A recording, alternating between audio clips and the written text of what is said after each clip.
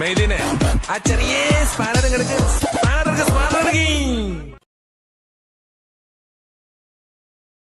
നിയമസഭയിൽ Shibu baby John ഉന്നയിച്ചൊരു ആരോപണത്തിന് ചാടി എണ്ണീറ്റ് മറുപടി കൊടുക്കുന്നത് കെഎൻ ബാലഗോപാലാണ്. എന്നാൽ ഈ സമയത്ത് പ്രതിപക്ഷ നേതാവായ പിണറായി വിജയൻ മിണ്ടാതിരിക്കുകയായിരുന്നു.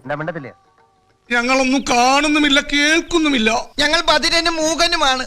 ചാടി എണ്ണീറ്റ ബാലഗോപാൽ എന്തിനാ കേട്ടുകൊണ്ടിരിക്കുന്നത്, വല്ലതുമൊക്കെ പറയേണ്ടതാണ് എന്നായിരുന്നു പറഞ്ഞത്. ഇത് പിണറായിയുടെ നേർക്ക് നോക്കിയായിരുന്നു അദ്ദേഹം സംസാരിച്ചത്. നീ അവനിട്ട് പണിഞ്ഞിട്ട് എനിക്കിട്ട് കേട്ടരുത്.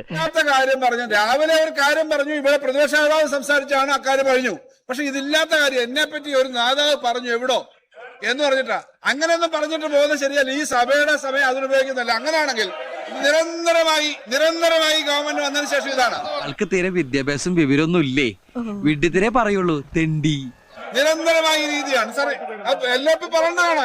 എന്താ ഇങ്ങനെ കേട്ടോണ്ടിരിക്കുന്നത്? എനിക്കതൊന്നും കാണാൻ പറ്റില്ല. അയ്യോ, അങ്ങനെ വാശി പിടിക്കരുത്. ഇനി ഒരുപാട് ദിവസം കഴിയേണ്ടതല്ലേ. ഇങ്ങനെയുള്ള സന്ദർഭങ്ങളിലാണ് നമ്മൾ സ്വയം നിയന്ത്രിക്കേണ്ടത്. Self control. ഇങ്ങനെ ഇവര് പറയുന്നത് കേട്ടോണ്ടിരിക്കേണ്ടത് അവര് രാഷ്ട്രീയ പ്രചരണത്തിന് ഉപയോഗിക്കുന്നത് കേട്ടോണ്ടിരിക്കണം. നിയന്ത്രിച്ചു നിന്നതല്ലേ.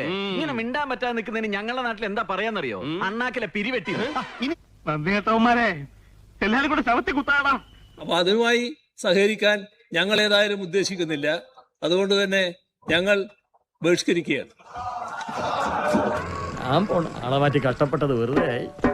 വല്ല കാര്യമുണ്ടോ? എന്തിനാണ് ഇങ്ങനെ ഇല്ലാന്ന് നടക്കണേ?